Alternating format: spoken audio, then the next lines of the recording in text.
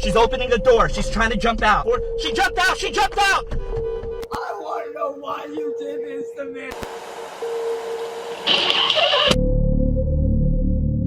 The following dashcam footage was shared on TikTok or Instagram. The dashcam footage shows a driver on the road. Eventually, a car passes him with one of the doors open and a woman yelling for help. Upon seeing this, the driver decides to follow the car while being on the phone with police, detailing the situation. Hi, I need police ASAP. A lady is screaming outside her Ford.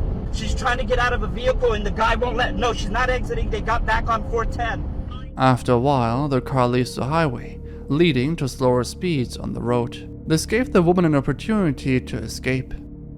She jumped out! She jumped out! She jumped out! She jumped out! She jumped out! Ma'am, get in my truck! Get in my truck! He has my car, he has everything. There's a cop! There's a cop right there in front of me! A police car shows up.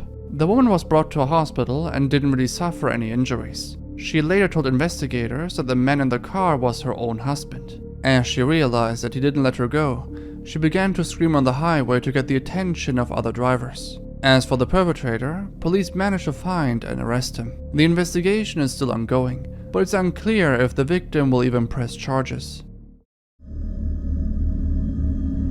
This was shared on the Lost Media subreddit. In the post, OP claims that there is a Japanese PSA called Alive Gas Chamber, but the video in question has been privatized by the YouTube account. They claim that it shows a dog who is being gassed alive in a chamber by a man, along with a text saying that this happens to almost 500,000 dogs and cats every year in Japan. The audience is told to not throw away their pets, followed by the Alive logo. OP further claims that this video is not staged. It showed the real deal to make a statement. While it is true that the video cannot be watched through YouTube, it was uploaded on Internet Archive just a month ago. There is a dog visible in the footage, but what actually happens is unclear. While the video itself doesn't depict anything graphic, the sound is pretty worrisome. I definitely cannot play the entire thing here, but if we were to believe that the audio matches the footage, then OP could be right here. On a different note, and before moving on, I just wanted to thank y'all for 200,000 subs. If you haven't subbed yet, it's completely for free. You just need a YouTube account to sign in, and then can subscribe to your favorite channels to not miss any uploads. Let's move on. This footage was captured in the beginning of this year. Before the incident, there was actually a car crash, and multiple police officers were wandering around the street to help out the people that were involved. While the footage looks fairly uninteresting in the beginning, this quickly changes when a truck arrives. One of the state troopers tries to signal to the truck that he should switch lanes with a flashlight and gestures, but surprisingly, the truck driver doesn't react at all. As the truck continues to drive at the same speed, the trooper was forced to run away from the highway to avoid the truck.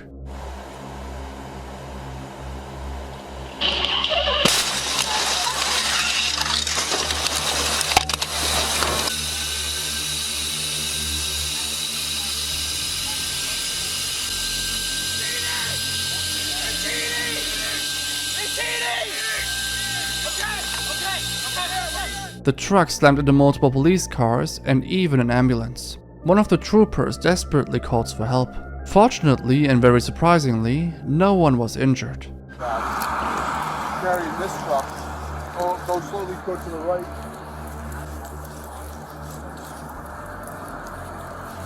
That's my car, the King's is on the other side.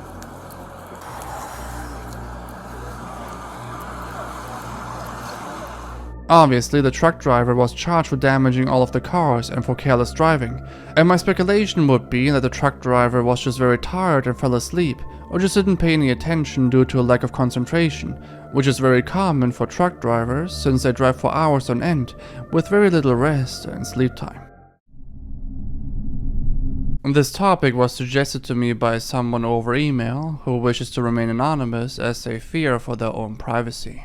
They say that this case is only known in Belgium and not really internationally, and they want more attention on this topic. And there is some footage of this available, but it will be very difficult to show much of it. Sanda Dia, a 20-year-old black student at the Catholic University of Leuven, was put through a hazing ritual by 18 other students. I myself wasn't too familiar with the term hazing ritual. It refers to any activity expected of someone joining or participating in a group that makes them go through very degrading, humiliating, and just overall very unpleasant things. The hazing consists of multiple tasks that one needs to go through. It starts off with harmless tasks like going around and trying to sell stuff. With each subsequent task, it gets worse. The second task was drinking until you black out. There's footage of people being peed on while they were passed out. After this, they brought Sanda Dia into a car and drove him to the woods, multiple miles away from civilization. There, they dug a hole and 3 students, including Sanda Dia, were told to sit in cold water for basically the entire day. Sporadically, they would throw cold and very dirty water on him and tell him to drink very disgusting mixtures of drinks, swallow a living goldfish, drink a lot of fish oil, etc. While the other 2 students seemingly were doing fine, Sanda seemed very unresponsive after a while. They knew something was wrong, but the reaction was very strange. They tried to erase evidence by filling up the hole that was dug up, throwing away any objects or garbage they had on the scene, deleting text messages where they discussed their plans, and only after 2 hours drove him back to the city. Once he arrived in the hospital, doctors realized that he suffered multiple organ failures because of all the fish oil he consumed. His body temperature was very low due to him being exposed to cold weather and water. He unfortunately passed away. The students were all sentenced. They get 200 to 300 hours of community service and fines of around $430. These very mild sentences caused nationwide protests, some arguing that this was racially driven, and some of the students participating in the hazing being openly racist, which, after looking more into it, doesn't seem like a baseless claim. Just quickly, I'm experimenting with a feature that is pretty new on YouTube called tagging. If you were planning on buying the products that are tagged anyway, then you can support the channel at no extra cost, since it functions like affiliate links. I already saw a couple of people purchasing stuff like Ring doorbell cameras through me tagging it, which makes a lot of sense, especially if you follow this format and see how many families avoided intruders or robbers. Yeah, just wanted to mention it here. If you see a button that says shopping or products, then feel free to use it. It really helps out the channel. Let's continue. The following dashcam footage was captured in Russia. It is actually 7 minutes long, but I'll only show parts of it. In the footage, we can see a truck driver stopping on the road and moving back and forth and picking up some sort of metal object. What can be witnessed is a car passing by, which eventually returns and stops next to the driver. In the car, 3 men were inside. One leaves the car and confronts the truck driver. It then suddenly cuts to a different shot, this time of multiple trucks arriving at the scene. The road gets completely blocked by the trucks. If I had to give an explanation, it seems like the truck driver got harassed in some way by the guys in the car and called for backup. What I cannot show here is that the truck driver starts beating up one of the guys, while the others manage to escape. They then flip over their car together.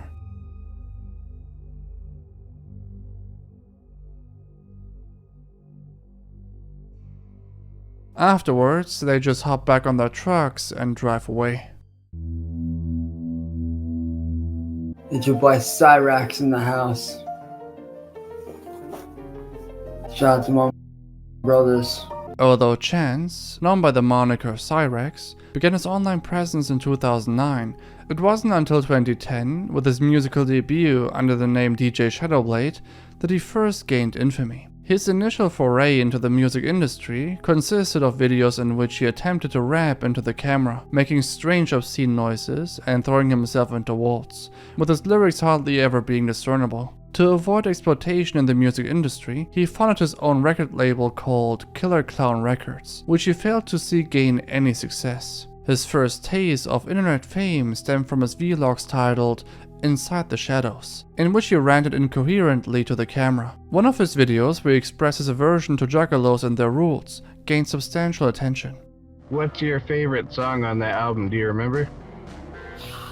God, dude, I haven't listened to that album in a while. I'd have to go back and listen. You know, the Juggalo community means a lot to me personally, and so I'm just curious as to like what part of it you identified with the most. So, what do you think of the new ABK stuff? Do you remember what it was called? I haven't actually really gotten into the new stuff yet. What's your favorite ABK album? Sorry to say, dude, but you're starting to sound like that Danny boy. So you gotta go, man. Peace. The responses to this video were never of praise for his opinions, but rather making fun of his mannerisms and speech. And to be fair, he didn't even know a single thing about what he was talking about. It made the impression that he just wanted to be a part of a group. In a subsequent video, he gave a tour of where he was living, revealing that he resided in a basement. Cyraxx's skill ability and overestimated self-confidence made him a prime target for trolls. They duped him into signing fake music deals, convincing him that his music was gaining popularity. One particular troll, posing as Music Biz Marty, offered him a contract with Ram Ranch Records. Shout out to my brothers over at Vendor Boys Records.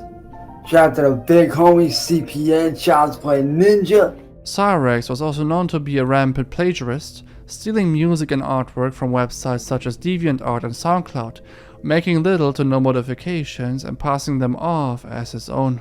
In one instance, a German musician called him out on YouTube, prompting Cyraxx to launch into a tirade against him. Cyraxx has never had a job and refuses to get one, as he believes it would distract him from his career, which he feels he has not yet fully developed. Instead, he depends on his grandmother Sally for financial support, receiving an allowance for doing chores around the house and relying on her SSI checks. Despite his quote-unquote career spanning over a decade, Cyraxx has made very little money, with his earnings totaling no more than around $6. Cyraxx first intimately encountered a troll when he started a relationship with his online girlfriend Tangerine Cat, a troll who communicated with him through email in an attempt to extort explicit photos from him. Fans, aka more trolls, would also message Cyraxx asking for explicit photos, a request he was eager to follow up on, thus showcasing that he was unfaithful to his girlfriend Tangerine.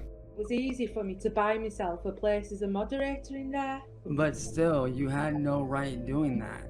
Now, when I went to seek refuge in his Discord and seek help, you had no reason to do what you did. Cyraxx also faced online harassment for the crooked nature of his explicit photos. He also had a couple of real girlfriends rotate into his online presence, such as a girl named Abby, who left him after trolls revealed he had been unfaithful to her, and a girl named Heather, who appeared in several of his videos. Here we go again with the wife. She straight out said that he's going around saying that his brothers are. When I did. When Heather eventually broke things off with Cyraxx, he launched into explosive episodes on his YouTube channel, claiming that she must have been a troll and that she had targeted and exploited him. Cyraxx was incorrect, however, as Heather was not associated with any of his trolls. Things quickly turned sour with Cyraxx as in 2020 to 2021, Cyraxx was caught sending explicit images and text to a former moderator who was posing as an underage girl. When information about this was leaked online, showcasing how Cyraxx was aware of the girl being underage, many more girls and trolls came forward to state that he had sent them inappropriate content where they stated they were underage. He was also called out on often sending unsolicited intimate images, and his past started to be dredged up, including how he assaulted a blind boy in high school and was arrested in 2012 for strangling his grandmother. This incident was noted as Cyraxx acting upon an impulse, and that he had no real reason to assault her. Cyraxx has a track record of exploiting his family members' mental health issues and vulnerability for his own gain. He uses their struggles for sympathy points online during one of his many rants. Cyraxx's own father, Angus Ravenwood, was actually revealed to be a convicted offender who has previously served a 20-year sentence for assaulting a young girl. He was caught after his friends recognized him in police sketches created of the potential perpetrator. In June of 2022, Cyraxx attempted to expand his online presence by streaming on Twitch, with the aim of distancing himself from his trolls and pursuing his creative endeavors while generating income. Despite the platform's more stringent content guidelines, Cyraxx persisted in performing the same inappropriate behaviors that had characterized his YouTube channel. Of course, his racist and homophobic behavior persisted, resulting in his prompt suspension from the platform and a 7-day ban. Rather than acknowledging his inappropriate conduct and awaiting the conclusion of his suspension to pursue an appeal, Cyraxx resorted to creating a new Twitch account using a VPN, resulting in a permanent ban from the platform for violating the ban evasion policy. Cyraxx subsequently attributed his ban to the actions of trolls, a familiar refrain in his online career. Twitch's payment policy dictates that a user must accrue at least $100 in ad revenue before receiving payment, meaning that Cyraxx was unable to claim his earnings upon his ban, as prior to his suspension, Cyraxx generated approximately $90 in advertising revenue, which was actually a significant amount compared to his usual meager earnings over a decade. On November 4, 2022, Cyraxx claimed that he was the target of a shooting, alleging that someone had fired a bullet at his mattress during one of his live streams. In response, he threatened the hypothetical perpetrator with legal action and made other nonsensical statements including, quote, "To whoever did pull that trigger and attempted to end my life, I have one thing to say. First, you effing missed. Again. Which means you're a lousy shot. Second off, followed by 11 minutes of silence, you will be gotten arrested at the end of this because at the end of the day, my family's lives and my life is more important than everything in the world." A bullet was never located, and many viewers believed it to be a mousetrap being activated, or something that happened outside. Recently he actually got arrested, but the reasoning seems unclear, at least from the information I gathered. His arrest was captured on cam.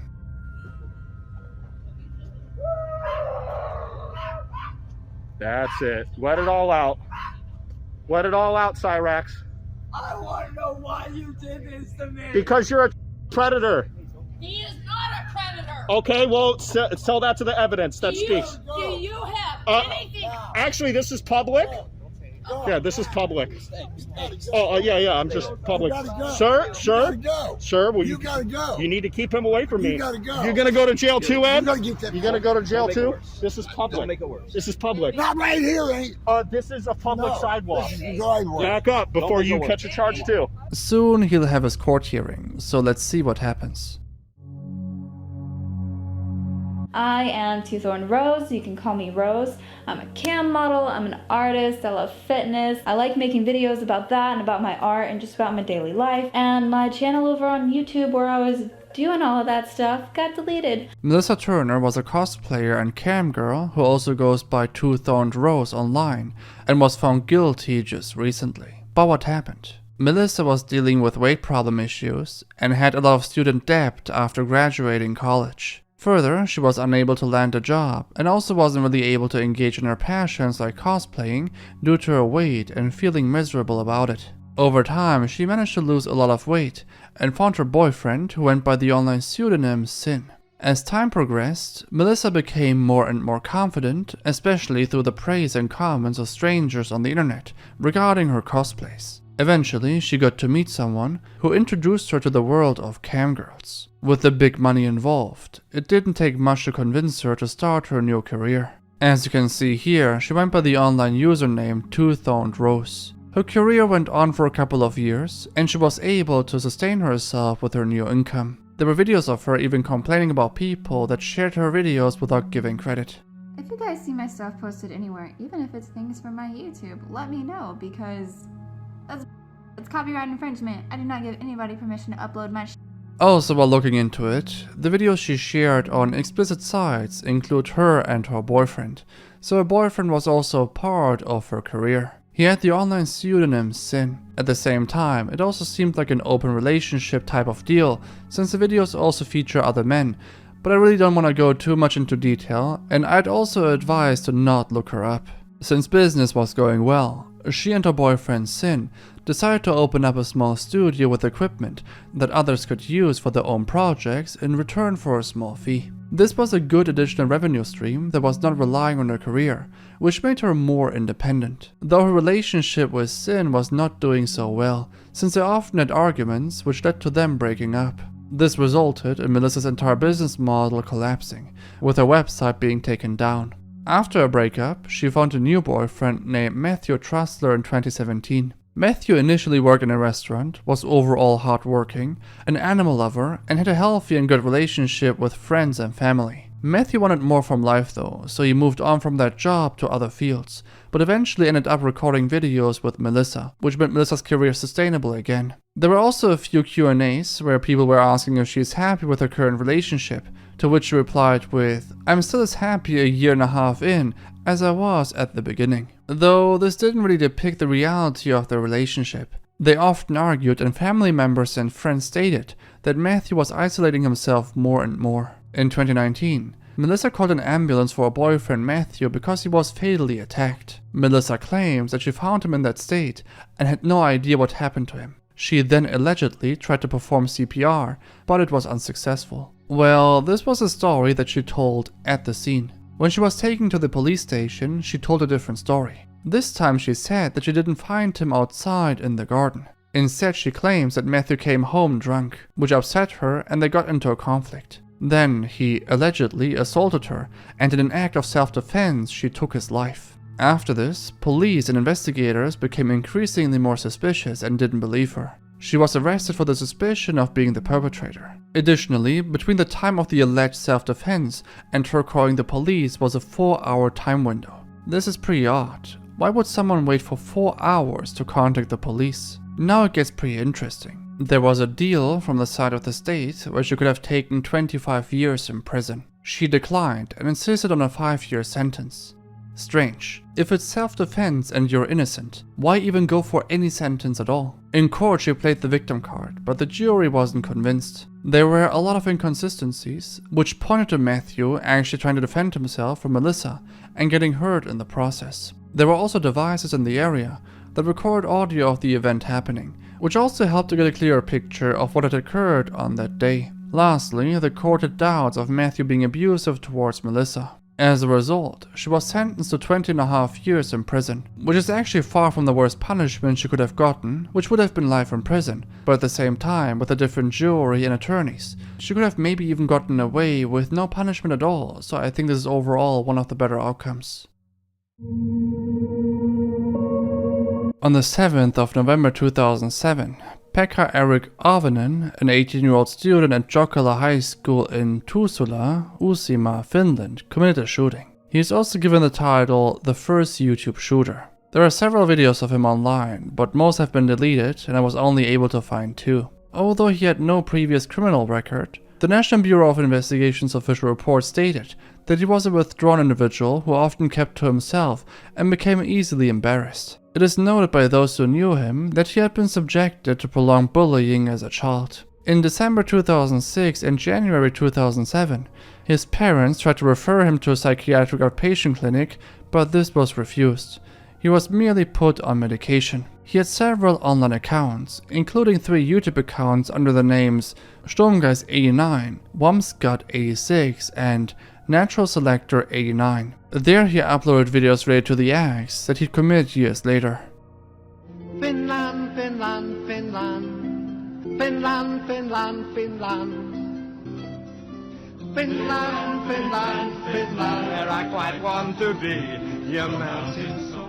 In preparation for the crime, he posted a file package containing 21 media files, including photos of himself, his firearm, Jokela High School, and 3 documents in Finnish and English. He justified his actions as a necessary culling of the weak-minded majority and separate humans into 3 categories based on their critical thinking abilities, calling himself a natural selector who would eradicate the weakest aspects of humanity. He also had an interest in both the far right and the far left. Included in his manifesto were quotes, which definitely made him look like someone with a god complex, with a big disregard for human life. In the months leading up to the atrocity, authorities were called to report several accounts online who appeared to be potential threats and risks for the general public. While this investigation was ongoing, Pekka-Eric continued by uploading images and videos threatening his plan. 2 nights before his plan, he uploaded a video of himself using his firearm to shoot apples as target practice. And the night before the shooting, he uploaded his manifesto and a goodbye letter for his parents. He uploaded a video the morning of the crime showcasing the front of the high school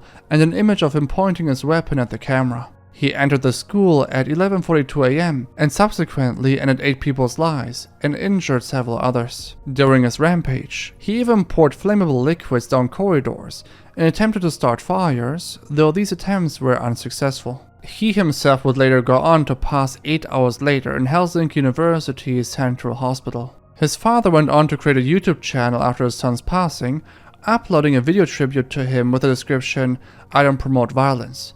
I have the right to do my grief process in peace. This video, for our son, is my way to process my grief." Pekka-Eric's case is unfortunately not rare, as the internet has proven to be a place where many people with a similar mindset to him congregate and share their plans through sick foreshadowing and cryptic content. If you've missed a prior episode, click here to see it.